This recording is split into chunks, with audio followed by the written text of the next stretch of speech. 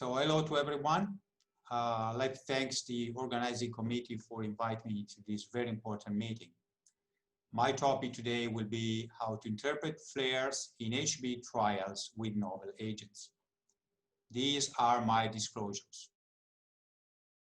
I will briefly cover the different definitions of LT flares, briefly LT flares during the natural history and standard HBV treatments. Most of my presentation will cover the issue of ALT flares in HBV trials with new antivirals, and then I will sum up all the data.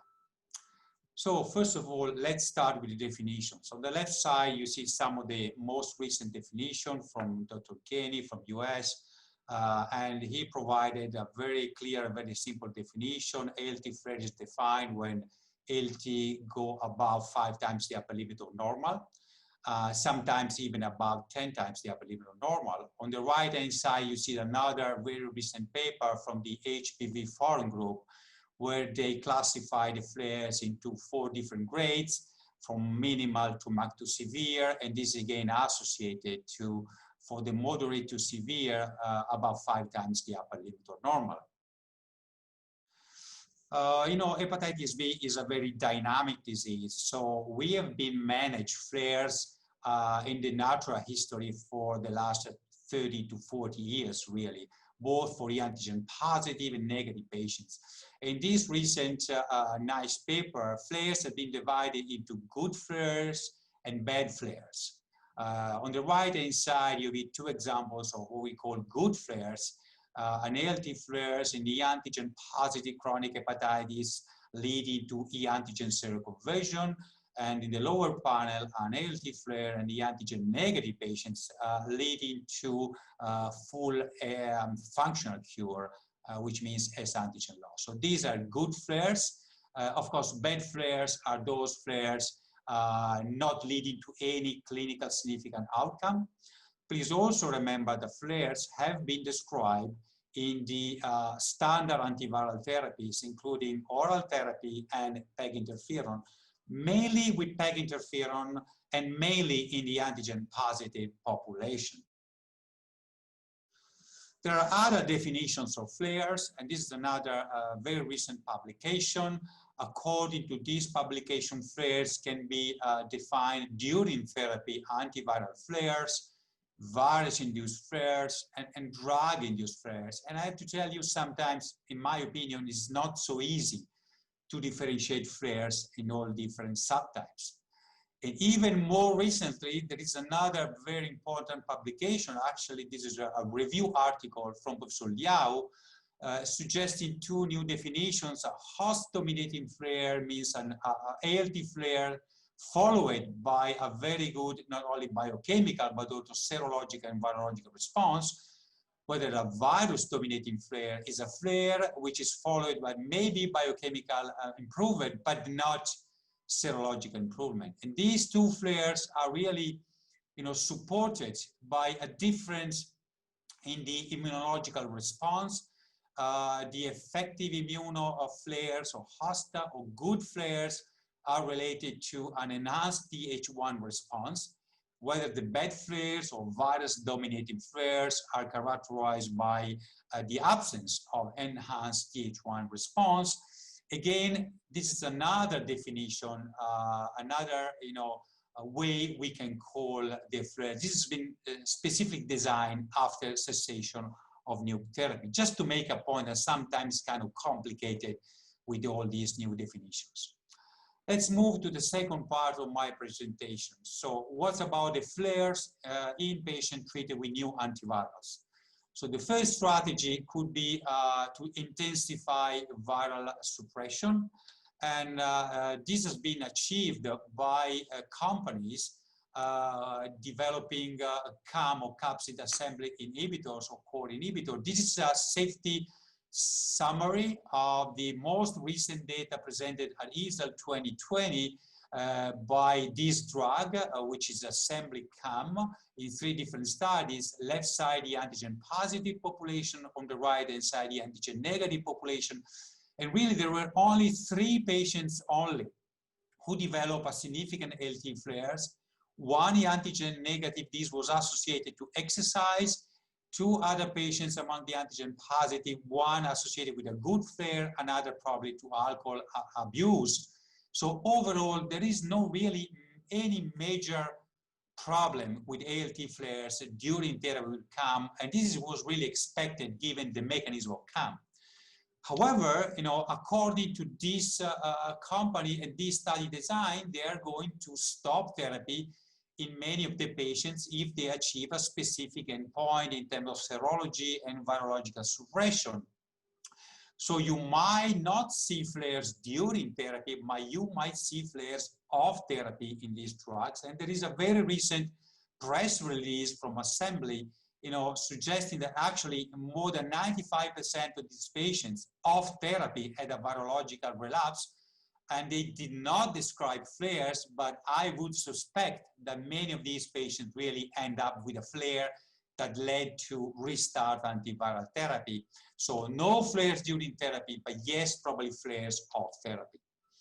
Another company which is working very hard on the CAM is J&J. And again, this is a summary slide on the safety of this drug being administered in a phase 2A in a large number of patients for 24 weeks. Again, there is no evidence of any major problem with flares, even in the high dose of J&J 3679 in combination with oral therapy. Very few patients had a flare. And again, we are not expecting any major flare with this antiviral strategy.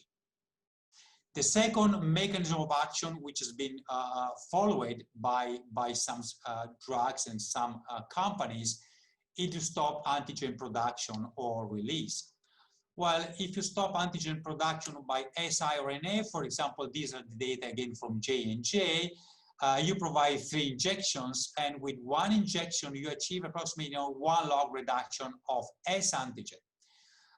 3 injection leads to approximately 2 log reduction. The right-hand side, you see the side effects.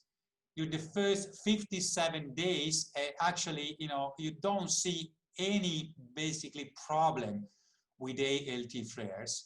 And there is a recent update. It is looking at the flare or at the safety from day 58 to day 392. Again, there was only 1 single patient. He did not meet the criteria for a flare. Peak ALT was quite very limited. So again, with this sort of technology, with this sort of compound, there is no evidence of flares, ALT flares during therapy or off treatment. Please remember, all these patients were on long-term oral therapy. This is not really off therapy with all drugs. However, in terms of a similar but different mechanism of action, and I mean antisense oligo from GSK, these data have been presented very recently again at EASL meeting, and this probably is one of the most important slides on my presentation. So we are still targeting S antigen and all the RNAs leading to S antigen decline with a different mechanism of action compared to siRNA. In this study, there was a clear relationship between max ALT levels and S antigen reduction, with some of the patients with very high ALT levels. In blue dots means naive patients. This orange dot means nuke suppressed patients. Let's start with nuke suppressed. In the study, there were 4 nuke suppressed. 3 of the few had a significant flares. You see that these 3 drugs are very, very important, because these patients were all nuke suppressed. They received 6 injections with the AZO GSK 836, and they had a very profound S antigen decline. This was only 3 cases. Very profound means more than 3 logs.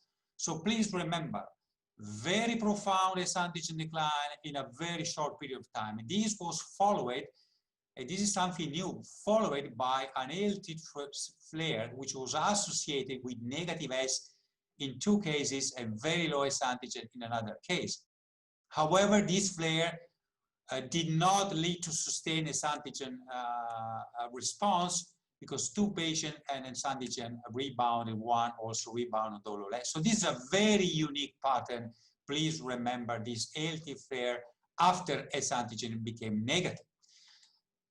Among the antigen positive or negative patients but naive to therapy, there were 2 patients, again, right inside and lower panel, with a significant grade 4 ALT flare. This is one case. Again, this is a single case, GSK as a monotherapy, major antigen decline, more than 3 logs, major and very fast DNA decline, followed by the significant ALT flare together with S-antigen negativity. But unfortunately, NUC treatment by protocol was restarted in all patients at week 29, so it's unclear whether this could have been even higher. But again, a very significant effect, again, after S-antigen was negative. Another mechanism is immunomodulation. There is no major any problem with ALT increase by these drugs, but most of the drugs were really not really effective. I just remind you that for one drug, SB9206, there's been a major problem with liver toxicity recently at the beginning of this year, and the clinical development has been stopped. For the GSK 9688, most recent data being presented at EASL, no evidence of ALT flares for the 24-week data. However, there is a very interesting study. One single patient achieved S-antigen loss by using nivolumab as the anti-PD-1 blockade in this recent study by Ed Gain. And very, very important because the pattern is again different. He got one single injection, no changes of ALT or S-antigen within the first few weeks. Then an ALT flare followed. This time is followed by an S-antigen decline with a mechanism which is completely different from the ASO mechanism which I showed you before. And this is probably because of the different mechanism of action of nivolumab. And then what's about ALT flares in strategies targeting at the same time viral inhibition, viral DNA, RNA inhibition, and immunomodulation? The only example I'm aware of is this study recently published on gastroenterology, 48 weeks of REP plus TDF plus PEG.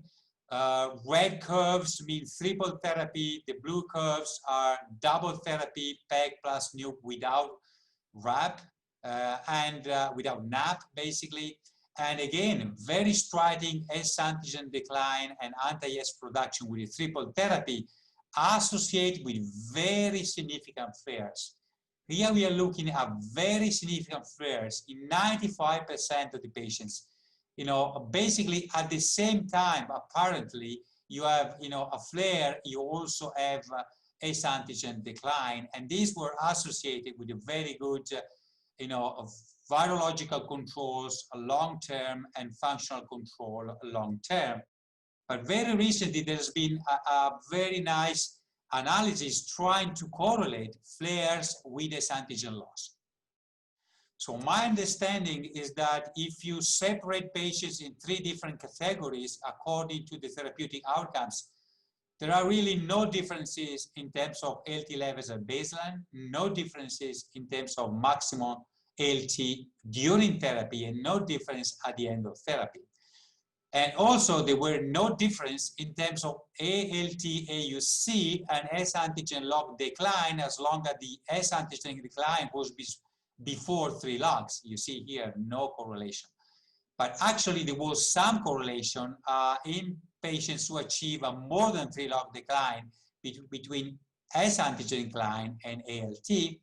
And probably the most important information on the right-hand side, you know, if you consider S-antigen decline at the ALT peak, you see the patients who achieve functional cure had a much lower S-antigen levels at the ALT peak compared to the other patients. And in the lower panel, you see a more analysis in a larger number of patients, including the Delta patients. Again, the S-antigen levels at the peak may anticipate, may predict functional cure, suggesting again another possible mechanism of these flares in these patients undergoing triple therapy compared to other patients and undergoing dual therapy or monotherapy.